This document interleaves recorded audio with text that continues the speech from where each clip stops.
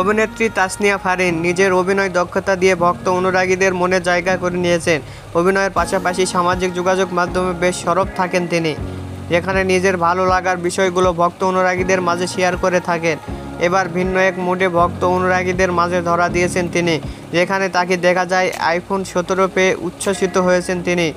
Share করা ছবিতে দেখা যায় সোফার উপর বসে একটি কালো টপ ও প্রিন্টের স্কার্ট পরে আছেন ফারিনে। খোলা চুল, মিষ্টি হাসিতে আইফোন 17 হাতে ধরা দিয়েছেন। ক্যাপশনে ফারিন লিখেছেন পেয়েছি। এদিকে কমেন্ট বক্সে একজন লিখেছেন মাশাআল্লাহ, হাসিটা অনেক সুন্দর লাগছে। আর একজন কথায় টাকা নেই বলে আজ কিনতে পারলাম না।